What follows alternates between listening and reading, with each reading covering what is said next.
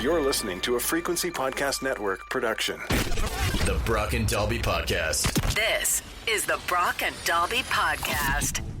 Welcome to Monday. My name is Brock. I'm Dalby.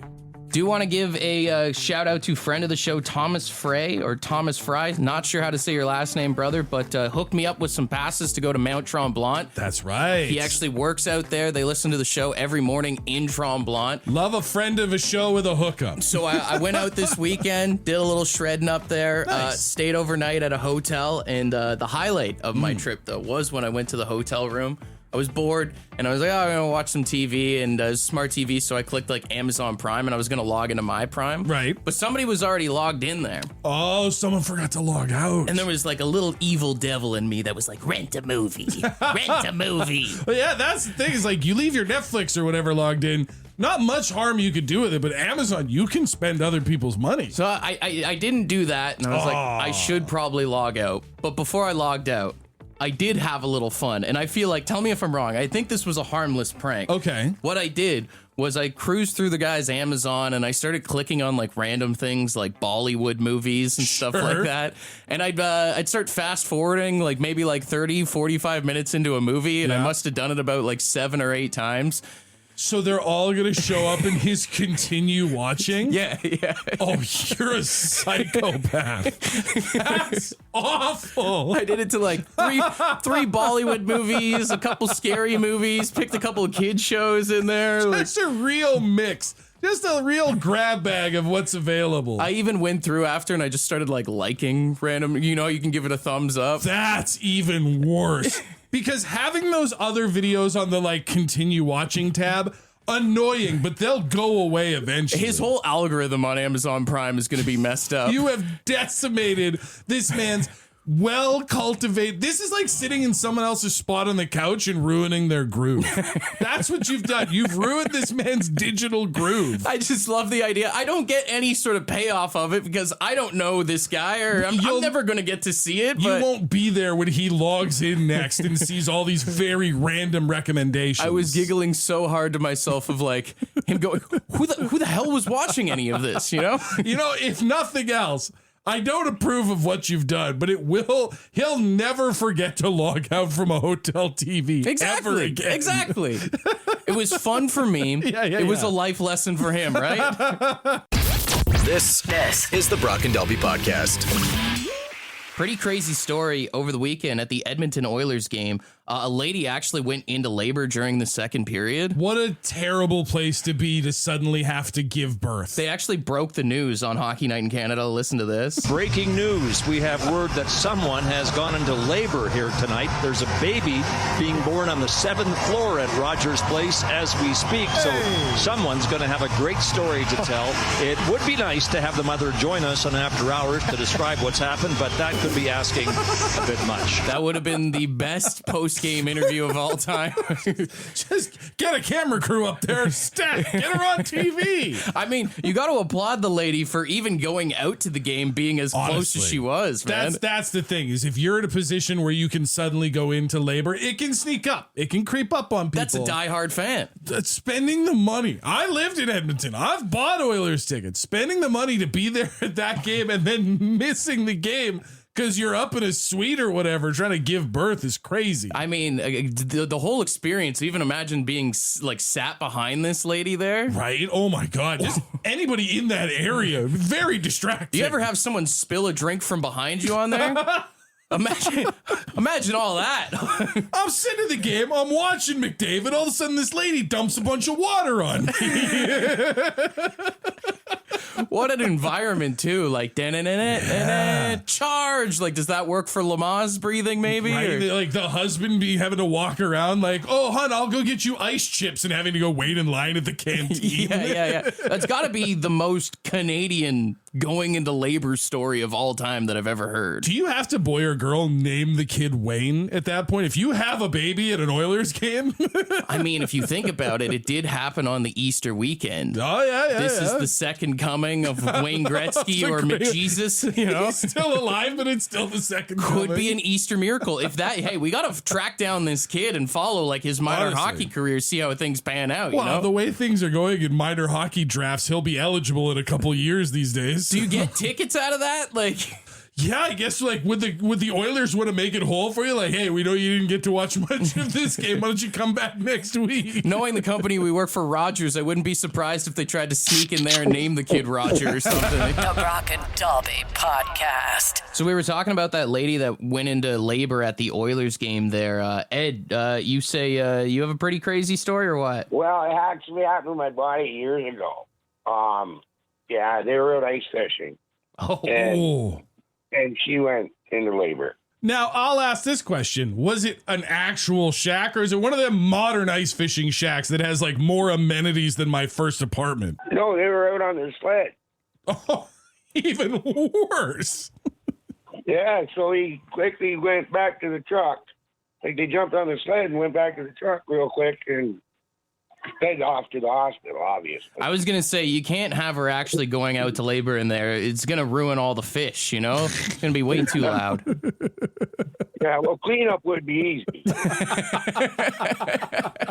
Sweep it all into the hole. We were saying that lady at the hockey rink, this might be the most Canadian going into labor Right? story.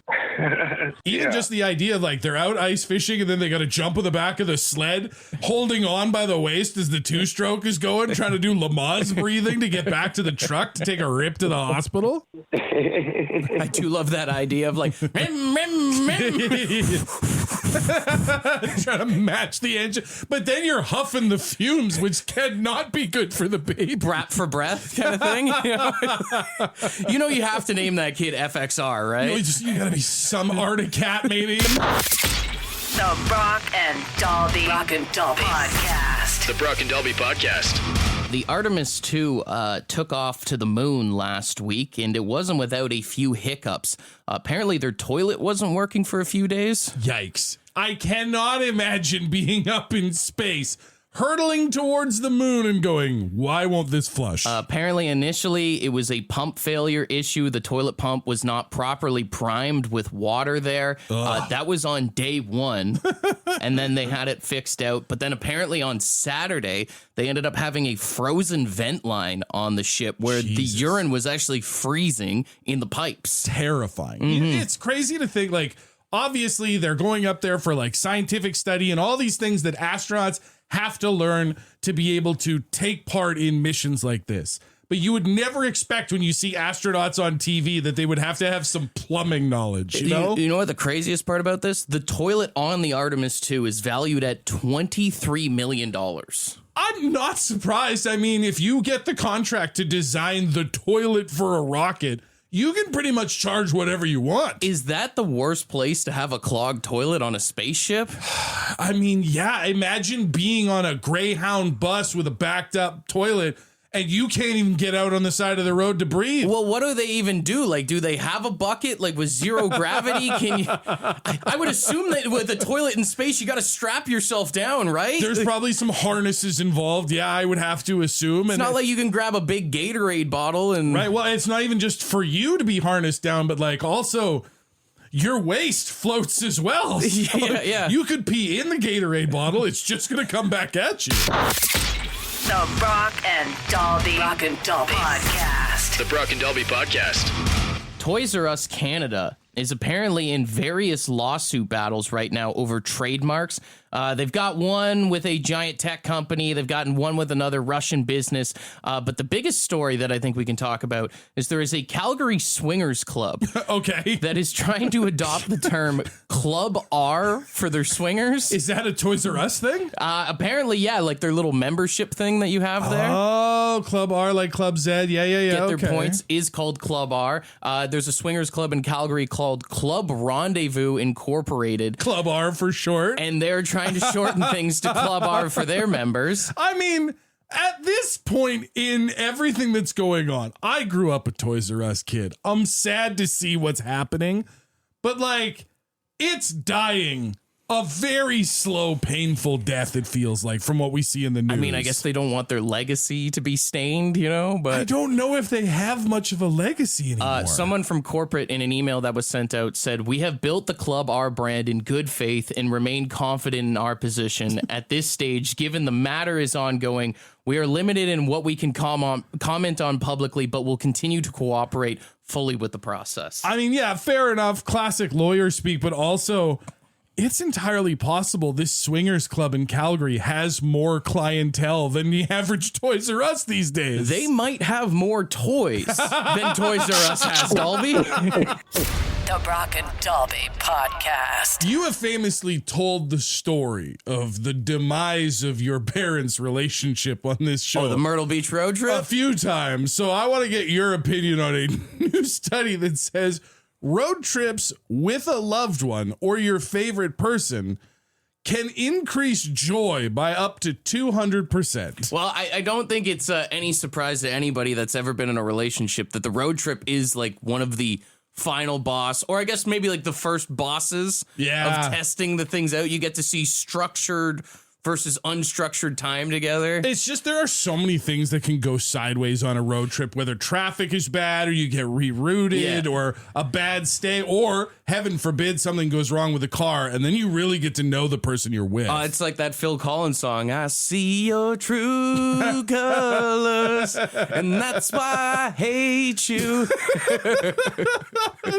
The first thing I thought of with this, because like I will say, if you go on a road trip with a partner and it goes well, I do believe that can lay framework for the relationship going forward, because you build these memories and you have this shared experience. Here's the thing, though. Did you not say that this was a study based on going on a road trip with your favorite person? It says loved one, but it also uses the phrase favorite person.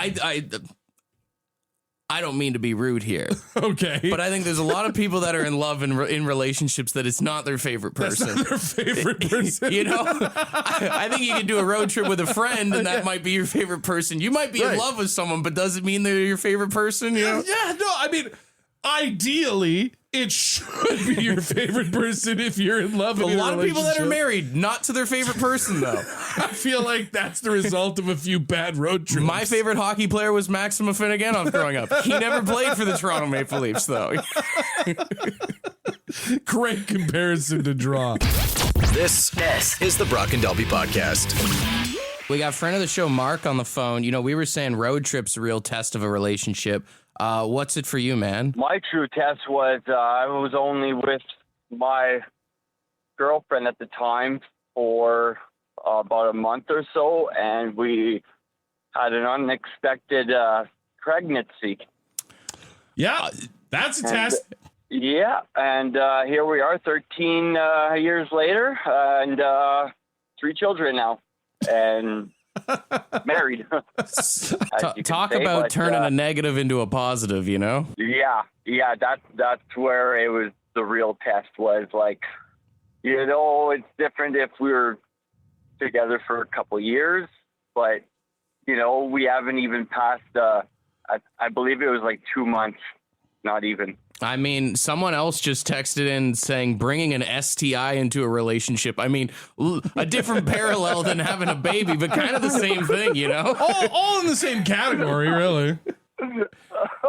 Yeah. You know, there's a lot of stuff in relationships that it's hard to get over or see through. Yeah. Like both of those examples. I mean, kids is a great example, whether it's the two of you bringing one into the world, or even as someone who's had to go through this of like when you have kids, you're looking at another relationship. That can be the first time your new partner meets your old kids. Do they vibe? Can they coexist? That can be a real thing there.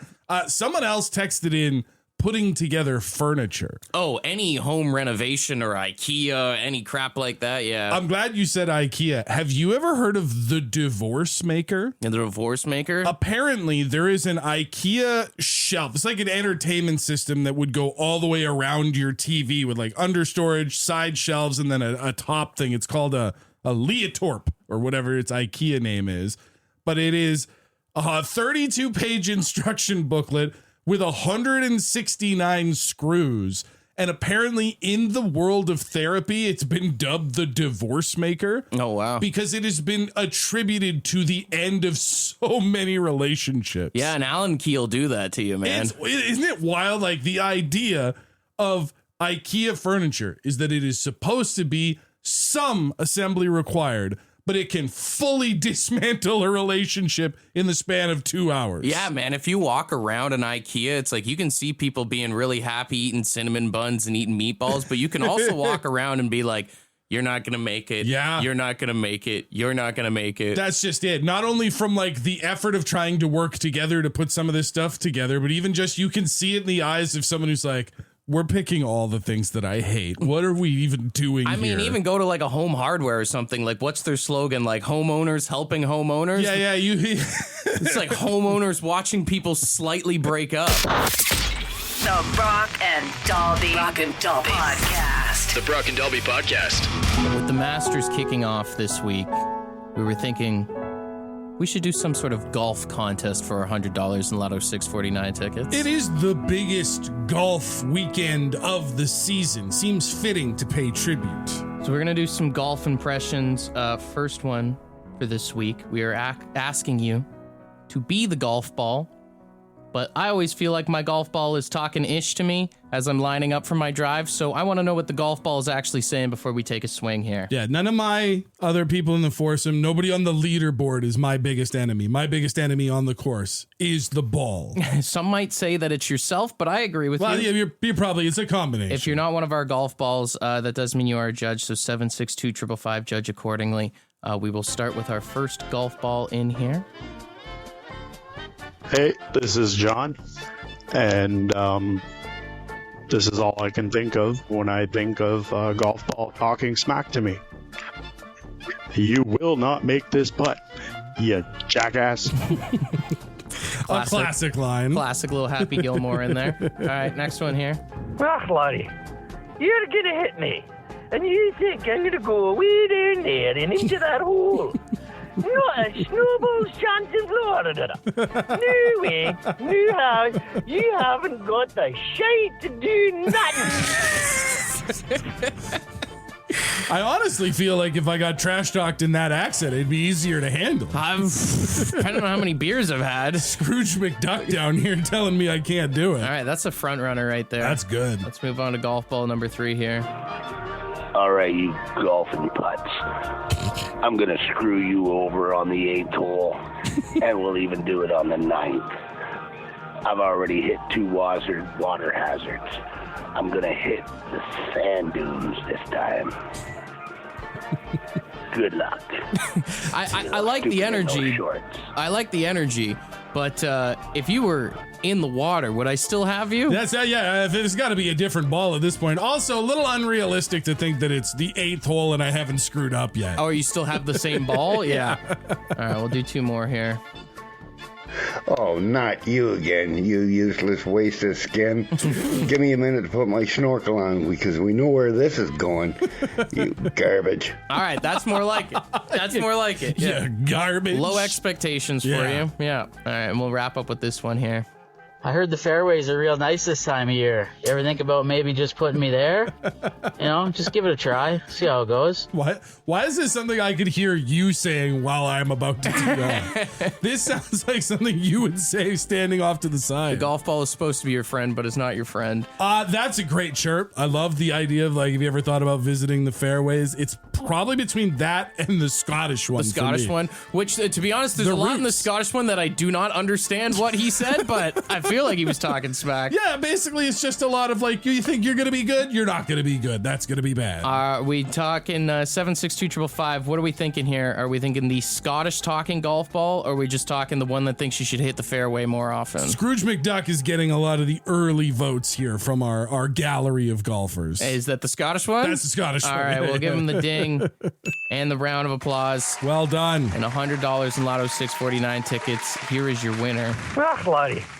you're gonna hit me, and you think I'm gonna go way down there and into that hole. Not a snowball's chance in Florida. No way, no how.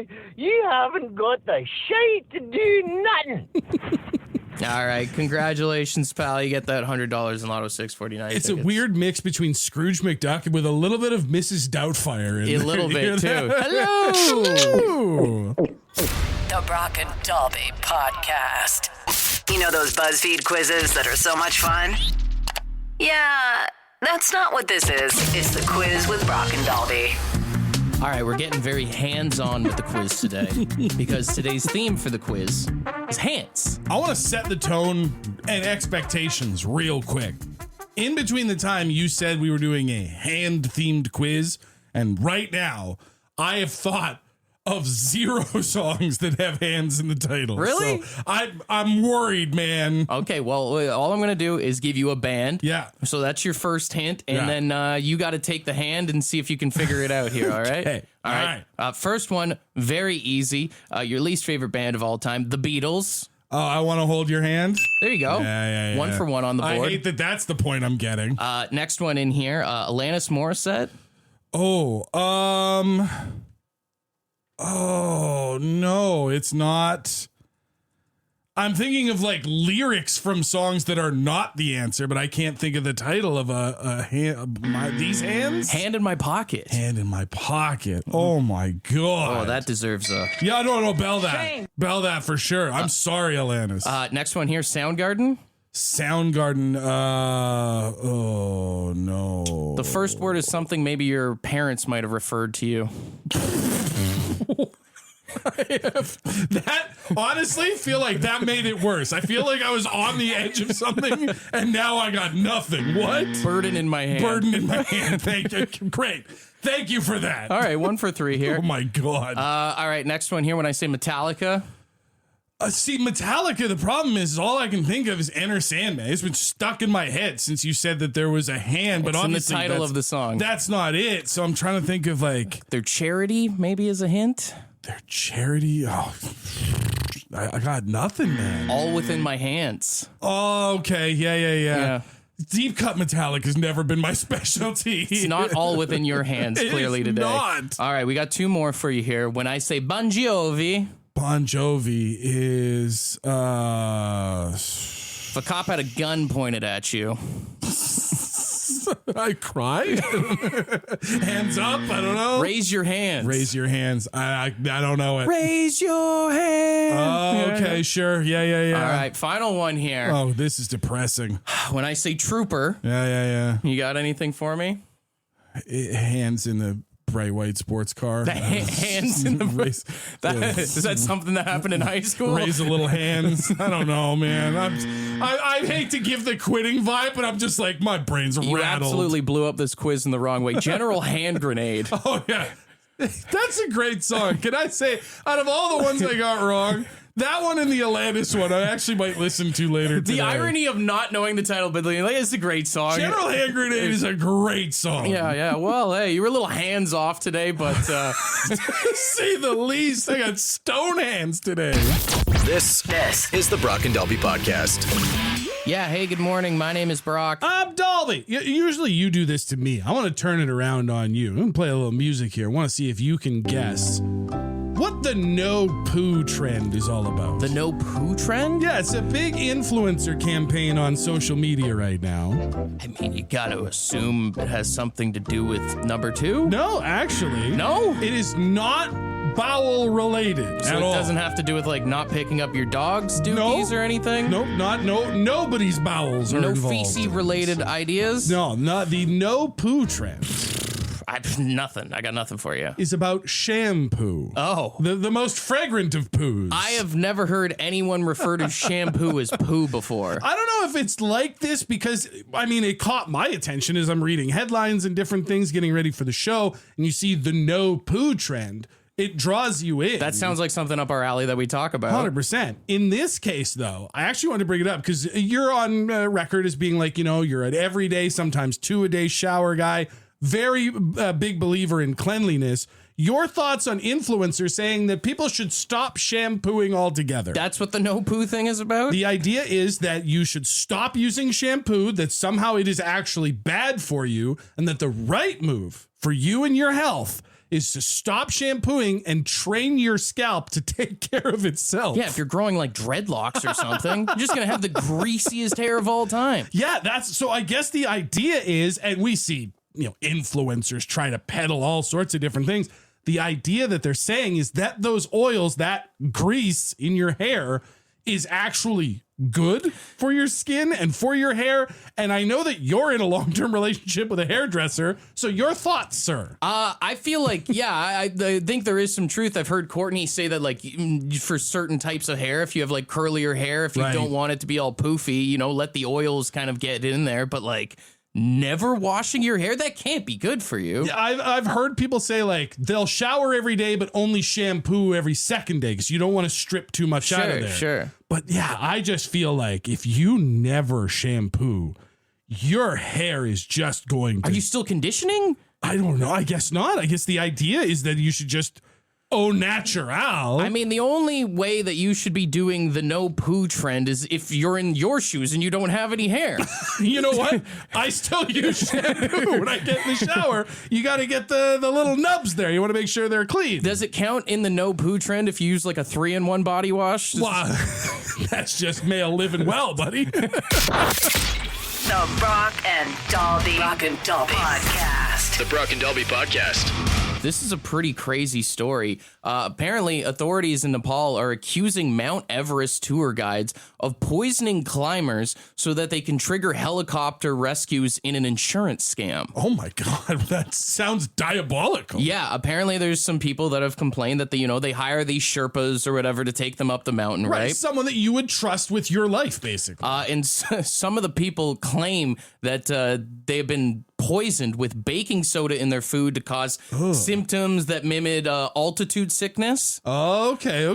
And then so basically some of these Sherpas have a scam that is working with the rescue helicopter guys. Oh, because you would have to pay for the helicopter to come pull you off the mountain. This is all alleged, but apparently generating around $19.69 million in insurance payouts over the past few years. Damn.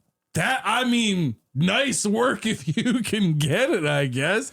That's crazy to be messing with somebody's food and health on the side of Mount Everest. But then again, I kind of understand it. You're taking if you're climbing Mount Everest, you've got some money. Oh, for sure. Yeah, absolutely. And I also feel like if you're taking people up and down Mount Everest all the time, risking your life, but yet you're carrying all these other people's stuff.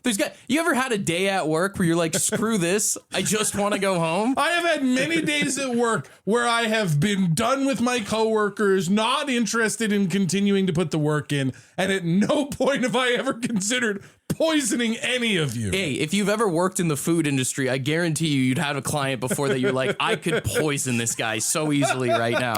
Want to be a part of the podcast? Leave a message on the Bad Line. The Bad Line is the answering machine for the Brock and Dalby Show. To get the number, text the word BAD to 762-555. Thanks for listening to the Brock and Dalby Podcast.